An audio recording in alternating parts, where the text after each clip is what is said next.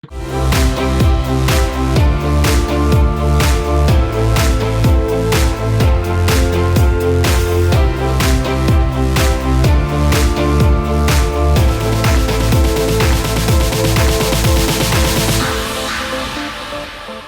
then let's get started.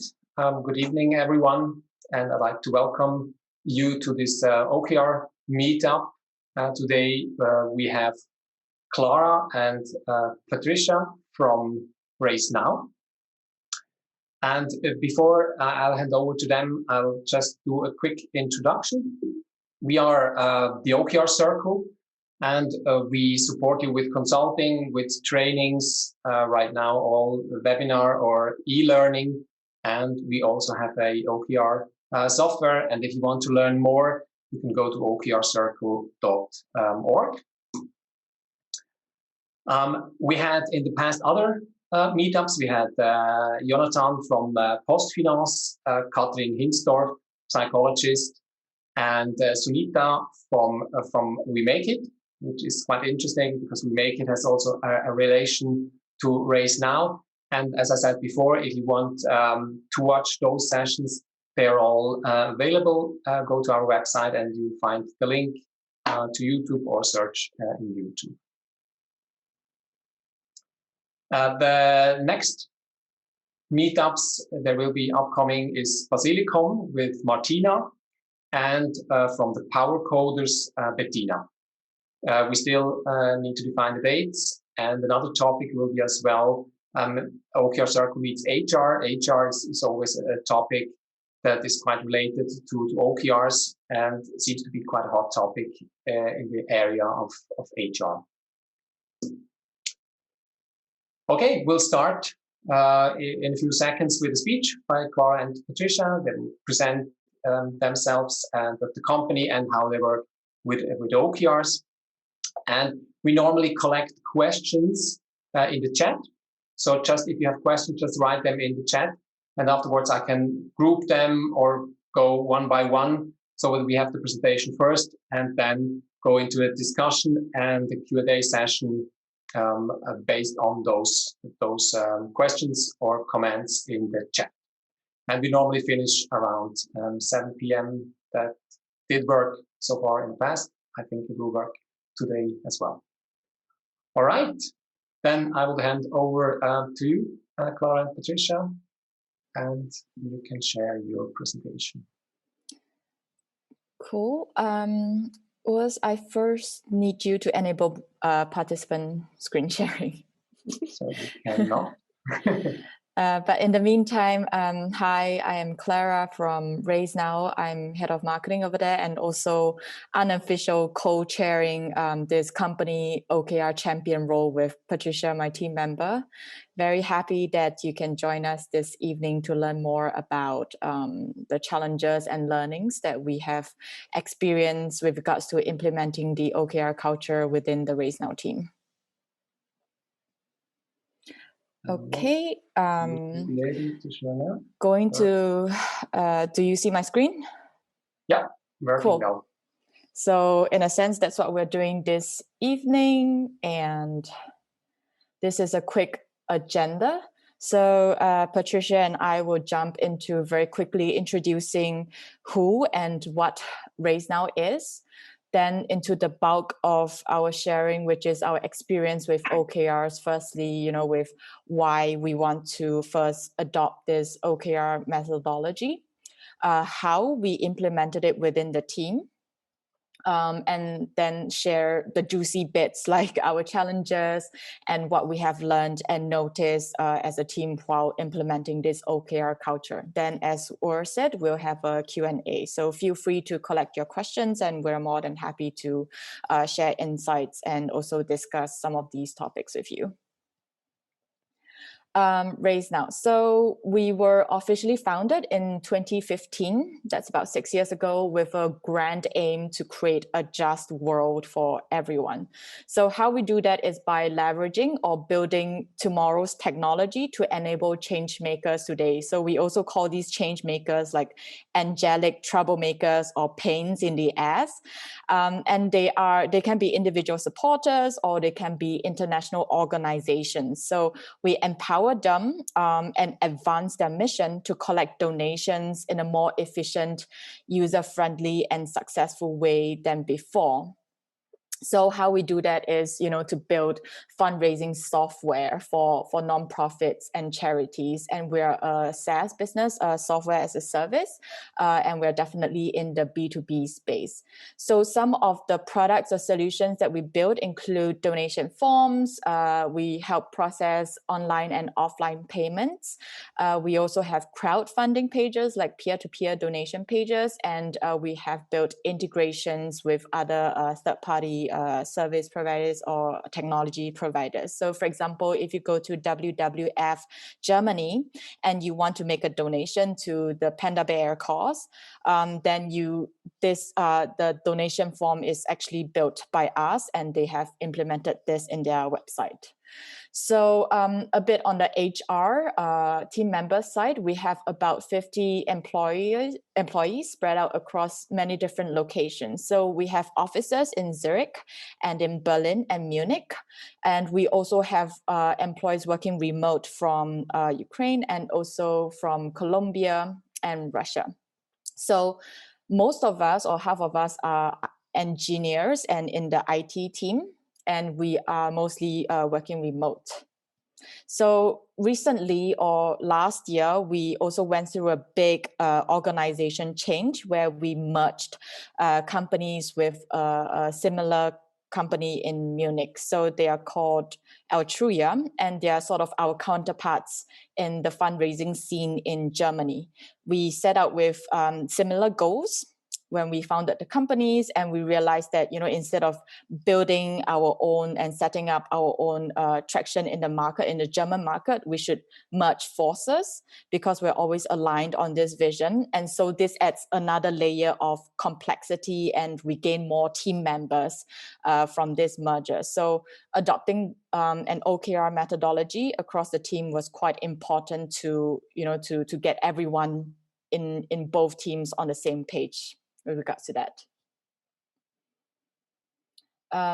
Next, this is our OKR journey. So as a team, we do have company level OKRs for the past 2 years, and we have only adopted team level OKRs. And by team level, I mean the marketing team or the sales team or the customer success team or the different product teams at that level in the last 2 to 3 quarters. So we have gone through quite a bit in terms of our learning. We have experienced the highs and lows of implementing this OKR culture on the individual, on the team, and on the company level. And here we are today to share all these highs and lows with you. So it's OKR time, and I'll let Patricia take over this moment to give you an understanding on why we decided on using OKRs. Yes, thanks, Clara, for the introduction. Also, hi from my side. I'm Patricia. I'm CEO at RaiseNow. And I'm actually, like Clara told you before, co-sharing the OKR topic. So I was quite involved in introducing that format, and are now happy to share my insights with you. And it's always good to start with the why, right? Why we do OKRs. And mainly, I think when we started, we have 3 major issues, I would say, that I will now present to you. Probably it's the same for all of you guys, or it could be the same, or why you decided to work with RaiseNow, or why you're thinking about working with OKRs, not with RaiseNow, sorry. So yeah, let's jump into that. The first one is, what is our goal? So as Clara mentioned, RaiseNow is founded in 2015. Then we started with about 5 employees, I would say. in 2018, when we first introduced OKRs, we were probably around 15 to 20 employees. And generally, with more employees, there's also a demand to the management to know where you're going, right? What is our goal? What is the strategy? We really had increasing need to know, and the team had to be on one page to work together. And in the beginning, it wasn't really RaiseNow's strength, to be completely honest with you, to have a clear vision and mission statement and to have a clear goal and yearly targets that the team could work on. So we really had to find a format where we could say, this is our goal for the year, and that's where we want to go, and this is how we go there. So we found OKRs that really matched that need, and I think that was probably the main reason why we were looking for a format and then found the OKRs. And the second, if you could go to the next slide, is to focus. You can say, when you have a goal, you might also have focus. But for us, that wasn't always the case. If you have several goals, or if you have a goal like we want to scale, there are many ways how you could get there. And I think to have a goal was the first step. But then again, we had to give the team also the focus and the right to say or to know what to prioritize and what to work on, and also what to maybe not do and what to do. So this was, I think, on several levels. So on the one side, on the company level, so for example, which opportunity should we follow, or which markets should we enter, or should we do a customizing for that customer now, or should we focus more on like standardizing our current products? And then again, it's on a team level, which sprint or which tasks to prioritize for them. So also here, the OKRs were one framework that gave us that focus that we were lacking. And the third main point, and I really like that comic. If you work with Urs and Konstantin, you might have seen it before. So it really also matched our problem that we had with misalignment. So the alignment was, or is, the third point, I think, why we were looking for a format that helped us here. If you are growing in team members and employees, it's not that easy to keep everybody on track on what they're actually doing, or where they focus on, or what their priority is for the next few months. And that basically came more and more, that, for example, sales didn't know what product is doing, and the other way around, and we were just inefficient, and we lost time, and we also lost opportunities and customers. So the OKRs, with the transparency and the visibility, gave us that possibility to align more. And I think it's just a recent retrospective we had, Clara, there I realized that OKRs help us to have cross-team initiatives, and all the teams basically mentioned in our last retrospective, we have to have more of them and align even more. And it helps already, but I think we're not yet there where we want to be, but it gives us the possibility to work on it. So I think these were the main reasons, main three reasons why we introduced OKRs in 2018. And to tell you a little bit on how we work with it, exactly here you see a print screen from one of our boards, which is very, you see that it's very creative and active. So to give you a little bit background, we started with yearly company level OKRs in 2018. That was a rough start. I remember having 25 objectives, with probably 3 key results or 4 key results per objective. So that was really not the way you should do it, or you could do it. In 2019, the company levels OKR were reduced to 5, which is better, I think. But then again, we realized, okay, now we have to somehow involve the team and live the culture throughout the company. And then we started working with Urs and Konstantin. And with their support, we managed to also have quarterly team OKRs. So each team now has their quarterly OKRs that we define always quarter by quarter on a OKR day. And the teams themselves do weekly check-ins. So they do that without any involvement from Clara or myself. And we have the bi-weekly check-ins with the whole company where we report or where we share successes, our troubles, or also progress that we currently have with the OKRs in each team. And now for 2021, we managed to have 2 company OKRs, which is really great and I think a great success. And also we included the new team members from Altruya to team OKRs, which is great. So it's still a progress and we're still improving, but I think we are on a right track. All right, then I think I hand over back to Clara.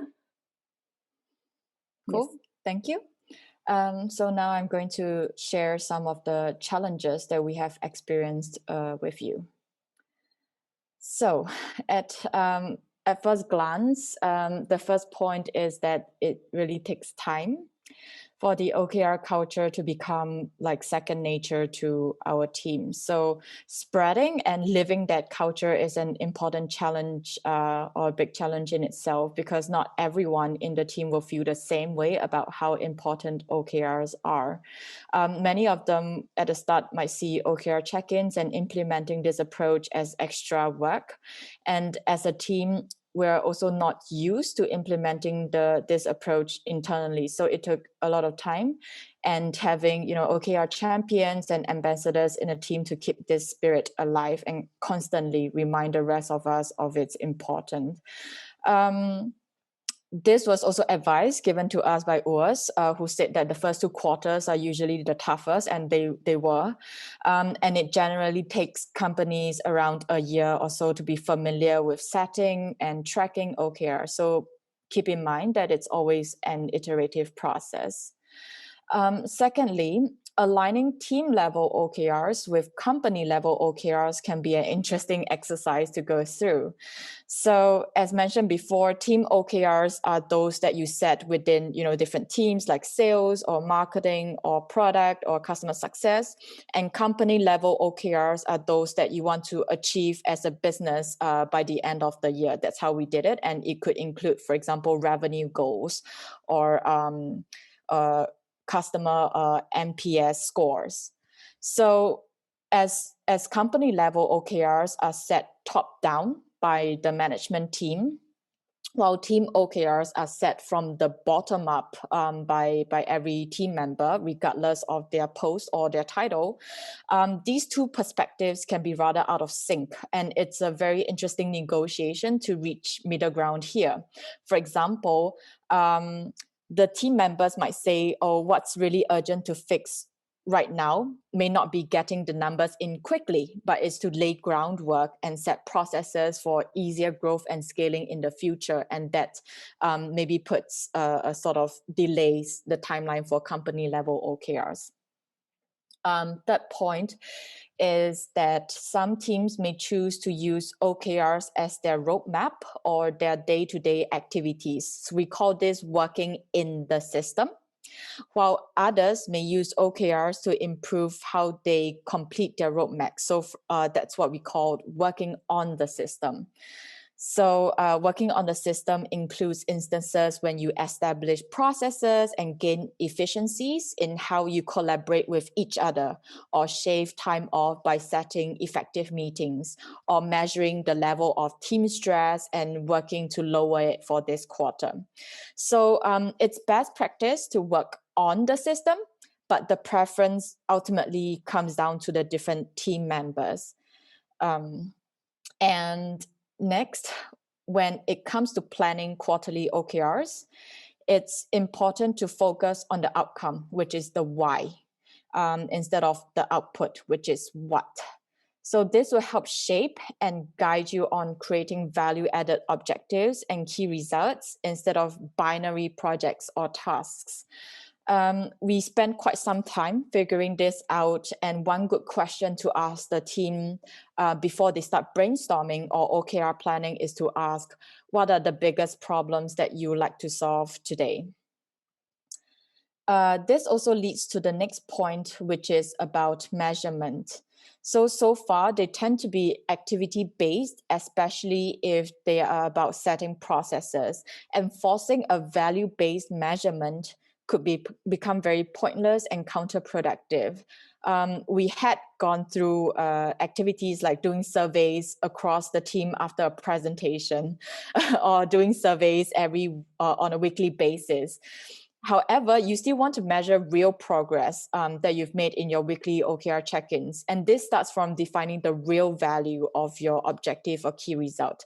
For example, as a team, we want financial data to be transparent to everyone. So what? So why? It sounds very duh, everyone should know, or it's good to know. But we realize that this actually allows team members to have more autonomy in making the right data-driven decisions, thus improving efficiency. Okay, then what is the measurement of this efficiency? Is it less confusion and time taken for decision making? Or can you see it from another point and say how many people in the team refer to these data on a monthly basis? So getting the right measurable key results can be tricky as well. Patricia, you dive into the learnings? Yes, maybe before you show all the points, I think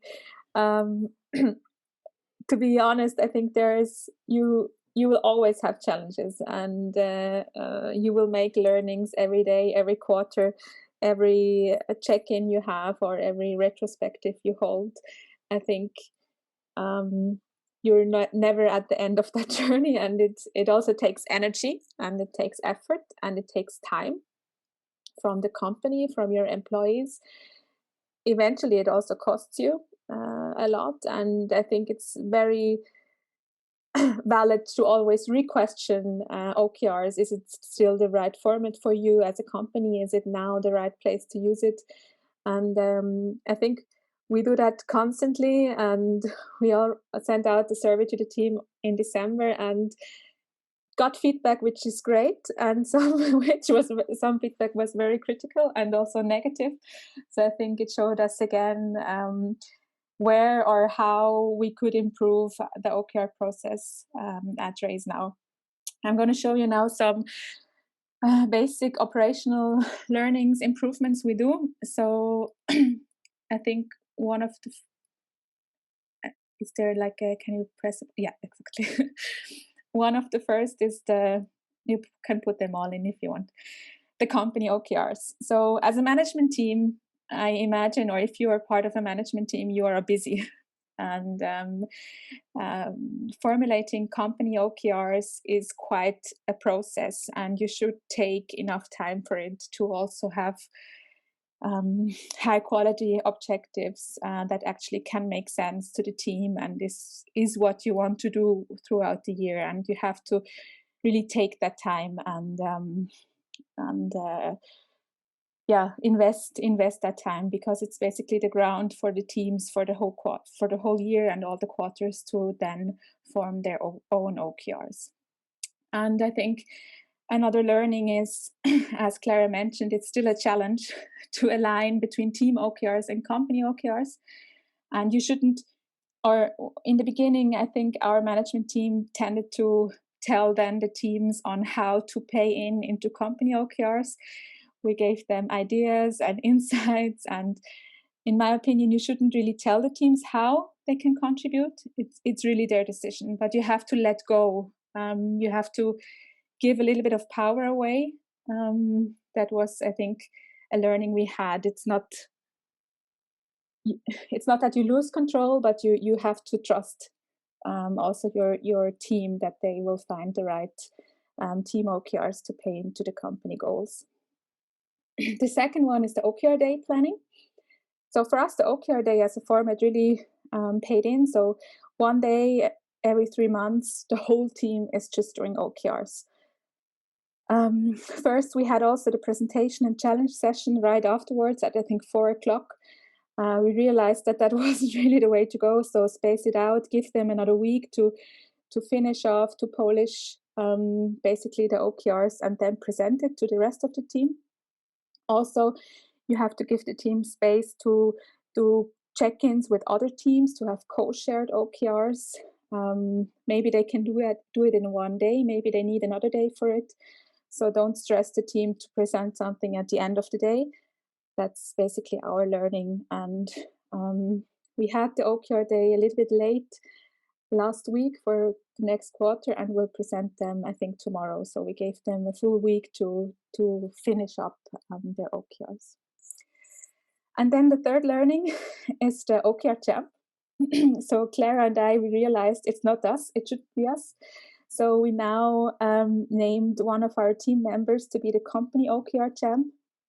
She is in the operations team and will dedicate now probably around 10 to 20% of her time to the OKR framework and the old OKR culture, and to support the team and to constantly improve the process. Also here, I think it's really important that you have somebody who is responsible for the topic, and also I think it gives more credibility if it comes from the team and if it's not management. I think that also was a learning, and she can be like a bridge, a mediator between the teams, the OKR champs from the teams, and also maybe external consultants such as Urs and Konstantin. Another learning is that RaiseNow wasn't data-driven. So having key results that you can answer with yes or no, or are binary or task-based, we realized we really have to work on our data, and we have to use our data because we have it, but we weren't really using it for daily business. And as soon as you have KPIs in place, you can also have real measurable key results and focus on the outcome. Another learning is the visualization of the OKRs, which we have to improve still. We know we have, but we haven't done it. So you have to find a way to constantly make the OKRs visible to the team, especially if you are not working all in the same office, where you can just like put it on a screen or print out a piece of paper where you have your objective. You really have to make them visible and easy accessible, and it should be easily to update progress in it, and also something that is nice to show at the weekly or bi-weekly check-in, that others do understand what you're up to, what the goal of the OKR is, and the progress.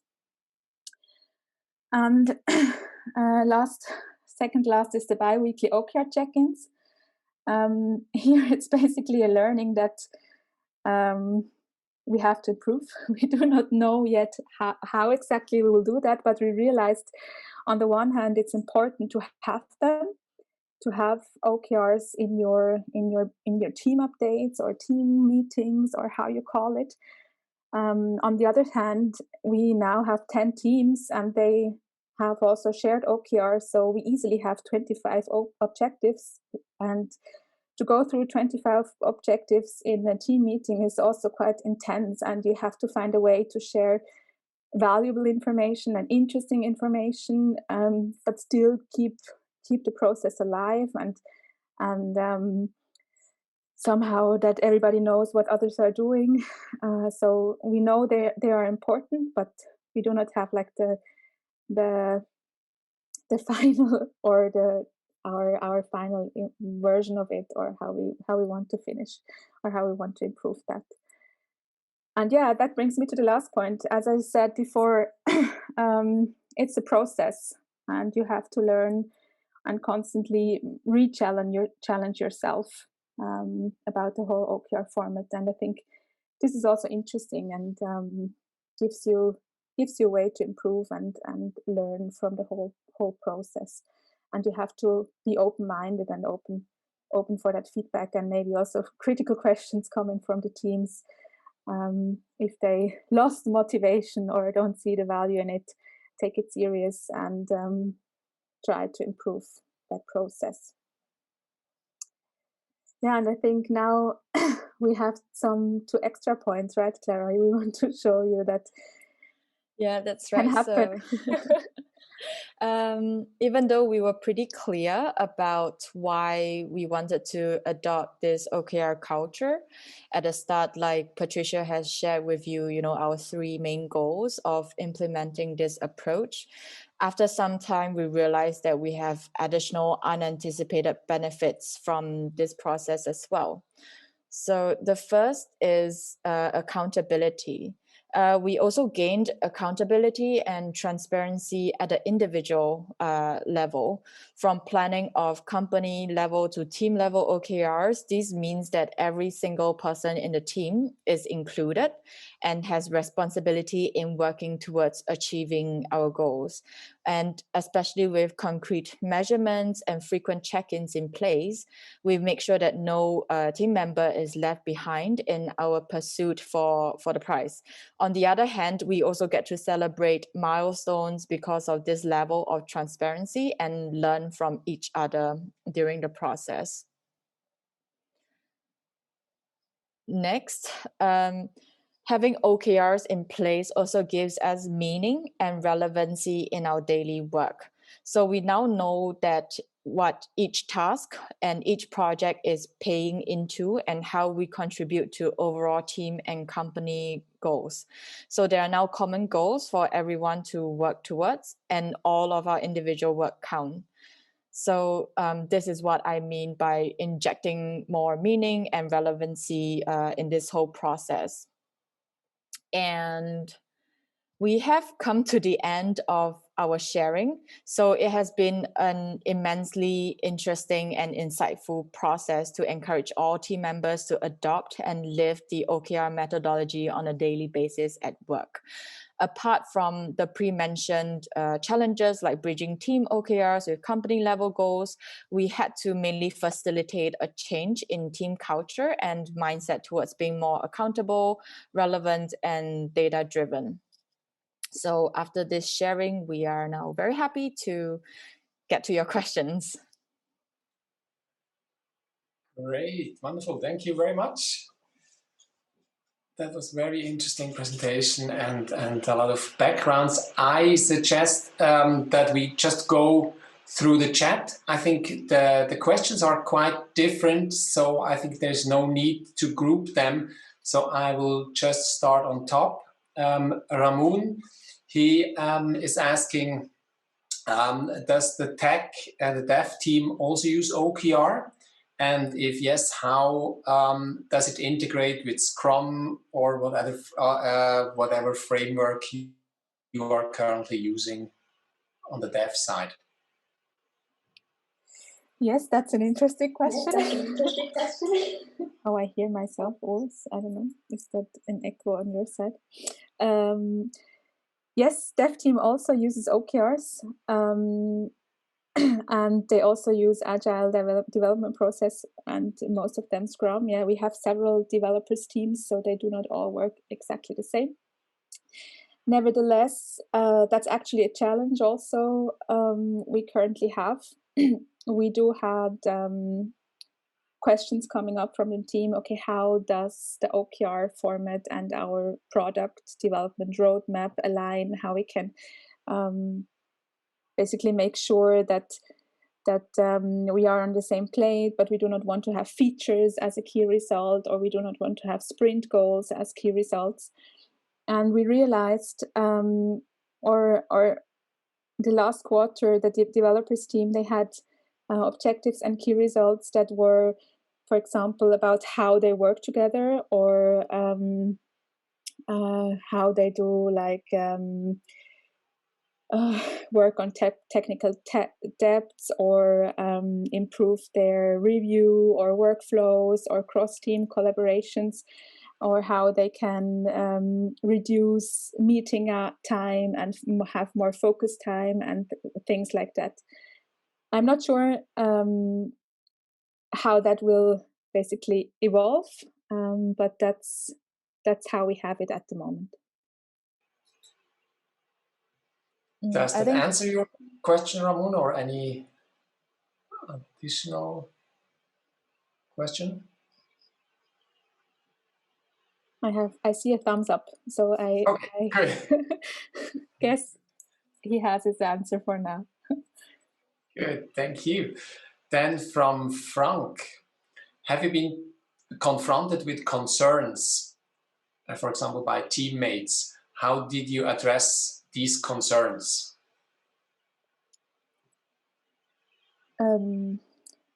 Clara, I can answer, or you?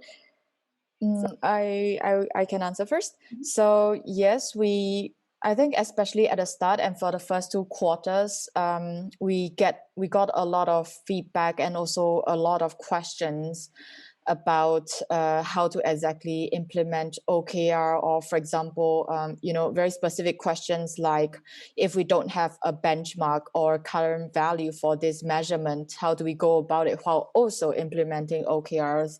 And if we have a co-shared OKR with another team, how do we go about it?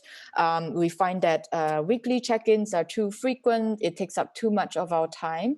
So I think generally we took these questions as a good sign, because it shows that team members are always, interested at least to finding out how to resolve these issues instead of jumping straight to, okay, it's not working, we're not adopting it. So I believe that across the team, we all see at least the value of OKRs. We all kind of recognize and acknowledge that by using OKRs, we do get more focus. We do have good feedback saying that it's great that the management team is sharing such a plan on a yearly basis, and that it provides more relevancy towards what we're doing on team value. And so far, we've been trying to keep a very iterative process to improving this OKR approach, or how we implement it across the team. So for example, Patricia and I would have frequent check-ins with each team level champions, and they would bring questions from individual team members and their team. And we would flash these questions out and try to go through them one by one. And if Patricia and I were stuck, then we turn to Urs and Konstantin.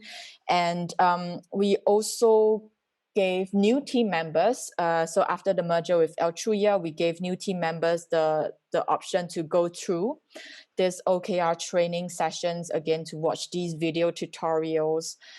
And we did, of course, apply certain learnings that we've had, or we saw that we got feedback on these points, and we rolled these changes out across the team. Does this answer the question, or Patricia, do you have much to add on? Yeah, maybe one sentence. I think just last week, somebody from the team told me that OKRs is a lot of effort, and it takes also motivation, and it's hard sometimes for them to motivate the team to do OKRs.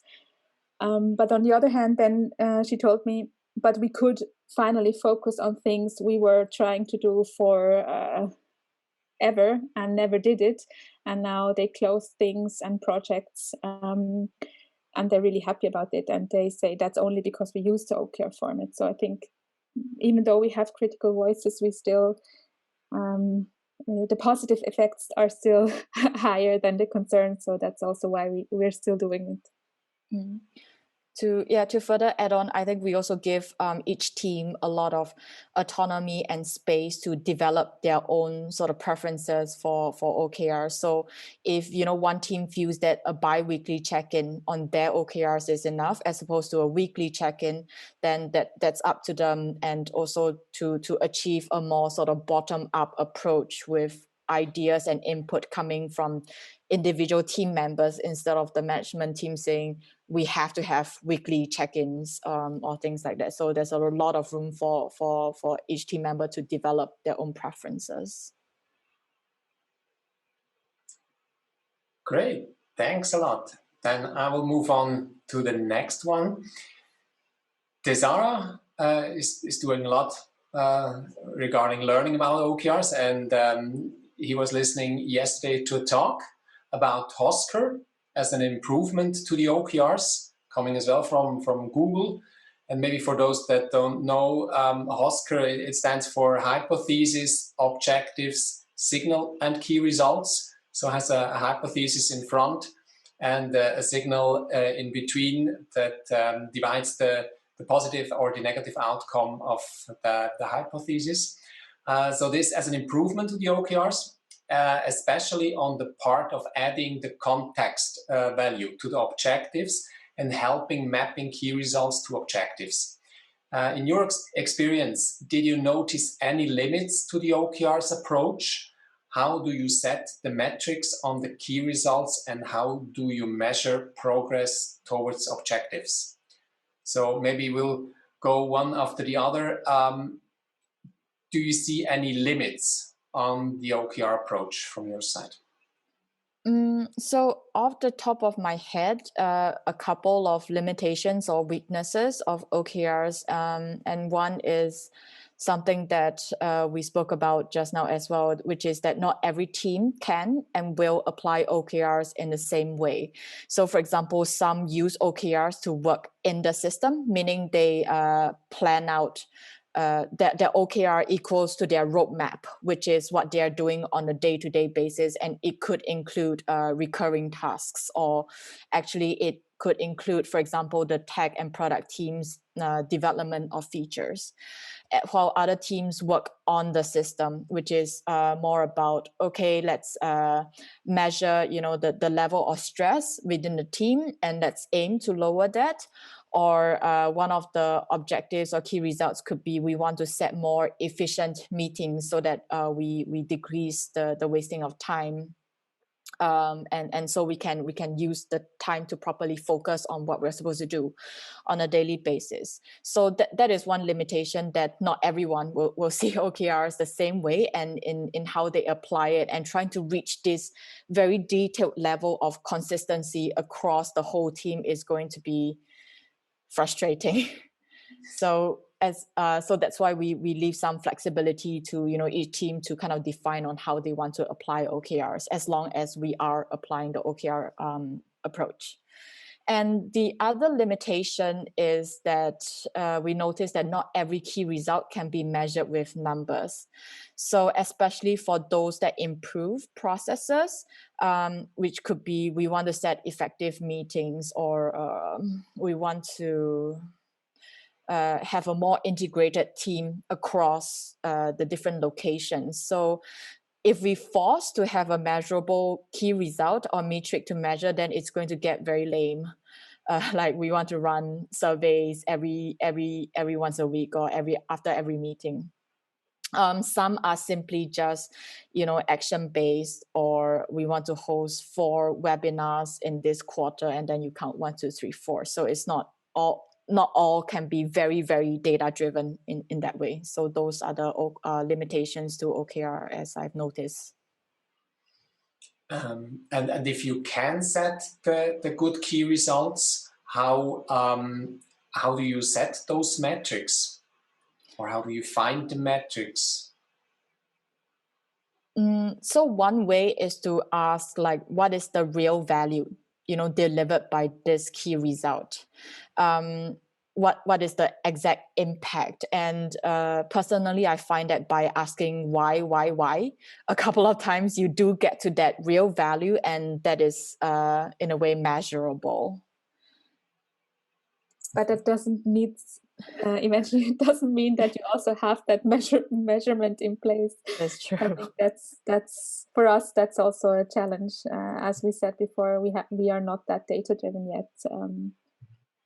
But it's a good way to find it.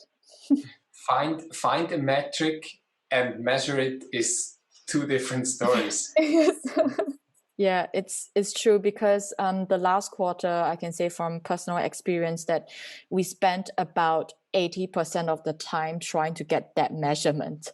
And then the remaining 20%, we only measured the progress 2 times because of how much time we've used on just getting that benchmark figure in the first place. So one learning could also be that when, shaping your key results, try to shape it in a way where there's already a measurement or data in place, so that you can just jump on board and quickly measure right away, instead of still spending time to figure out how do we get that number. Do we have to integrate data across teams and set new processes just to get that number?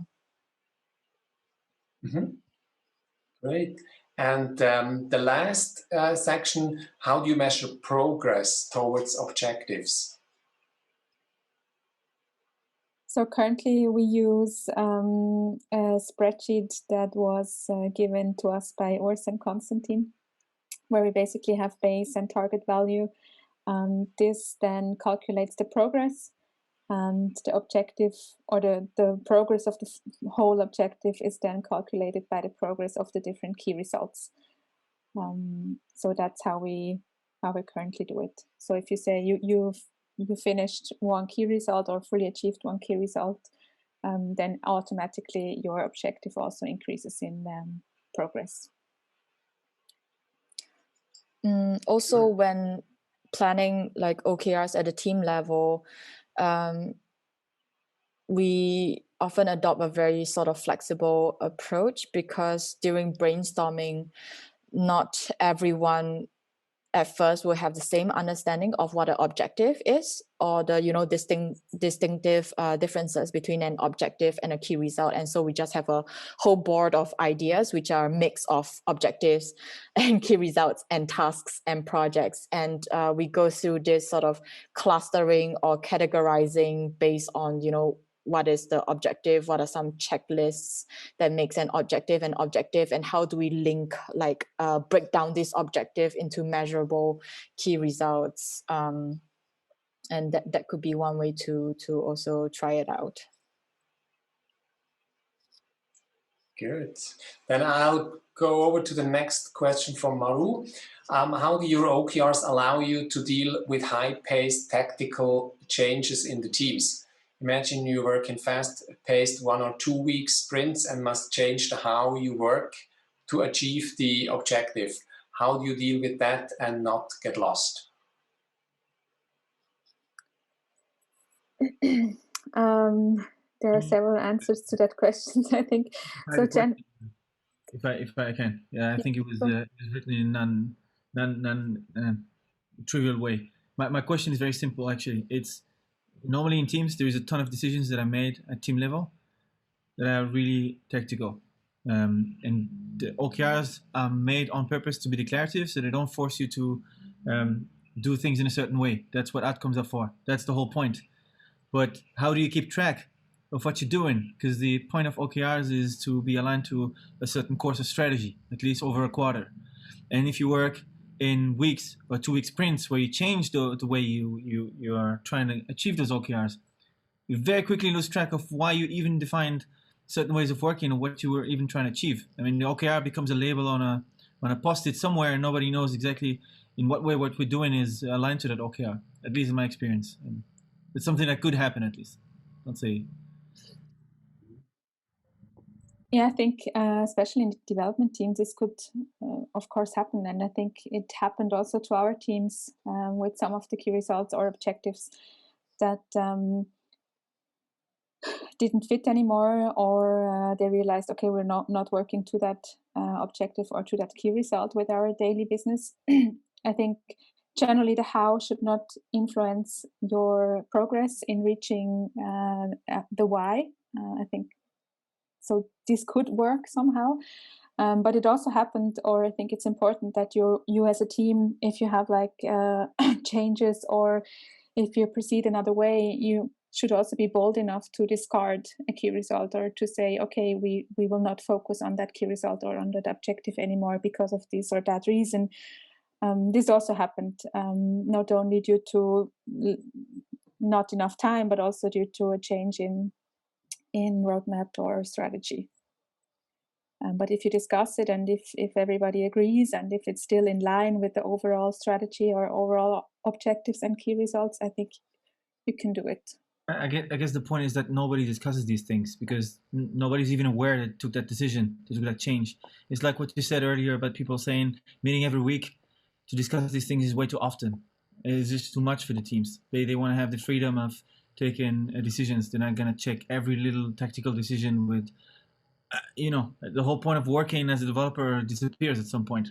How do you do creativity? You're not going to check every little step you're doing against and escalate. I don't think that's the point of OKRs, to slow down the enterprise to that level.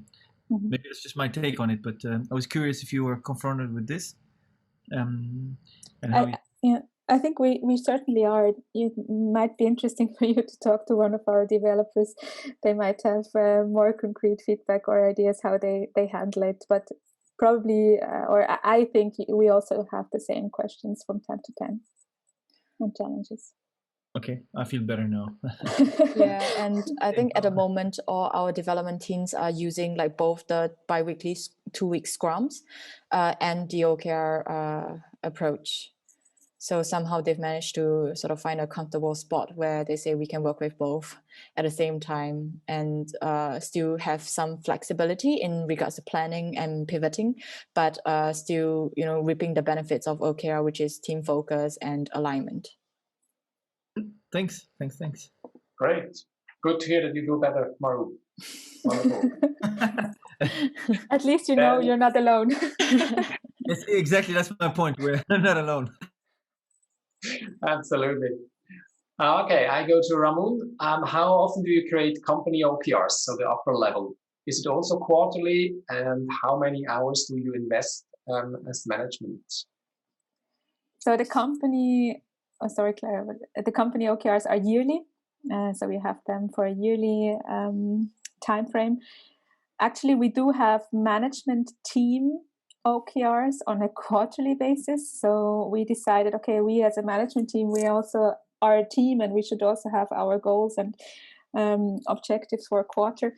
But we realized also that this is quite intense and we are actually questioning that format right now.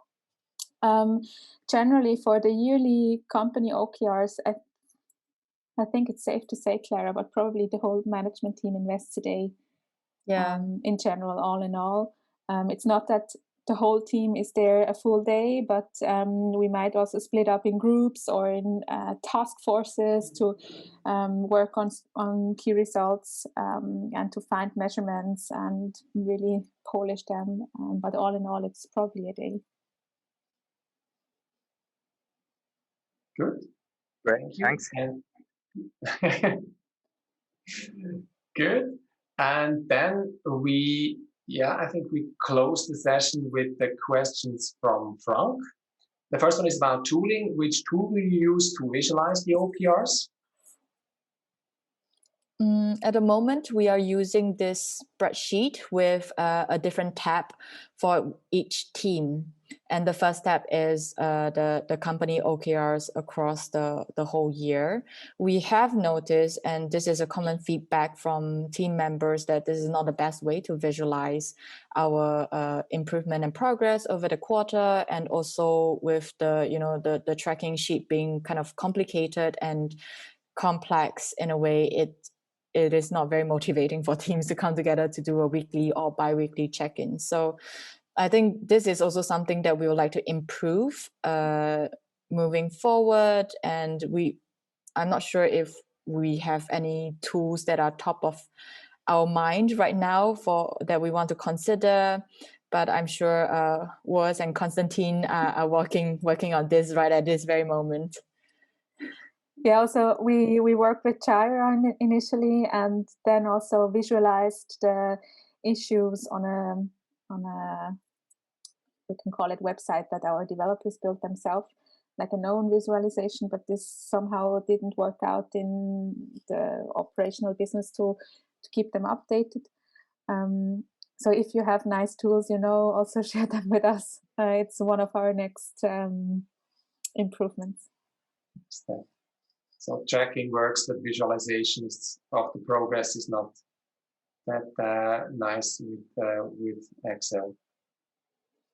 Good. And maybe as an answer to Patricia, we tried Figma, we shifted to Miro, but still it was pretty difficult to maintain this because in addition, we also used Excel, so we do not have the solution right now. All right. Also, we are not alone then. Yeah. Sitting in the same boat. Yeah, this Excel spreadsheet that we're currently using was first provided by Integral, by Wes and Constantine. So maybe from my side, since September, we are working on an OKR tool, and it's kind of a next iteration of the Excel tool, just a little bit nicer and easier to work with during the check-ins especially. So I will just post a link here, and then you can have a look on it if it's suitable for you, Frank. What's up? Good, Thank thanks. you much. And then I'll jump over to the last question. I think quite an interesting one. How does the management team negotiate, respectively sign off team OKRs? So how's that working between the management team and the teams? So as mentioned, or we mentioned briefly that after the OKR days, we do have a presentation from the team members where all the teams present their objective and key results. And this is more like, in that session, we do not really challenge. So it's an informational session where we just download, or all teams can download the objectives and key results from the other teams. And then from now or until now, we were quite lucky that we didn't have to challenge a lot. So it worked out pretty well for us.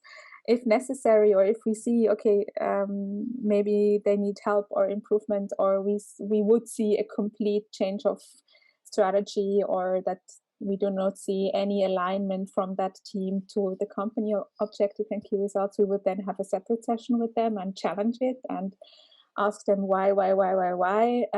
Eventually, maybe we didn't understand it, or it's just a matter of measurement that they could maybe change or so.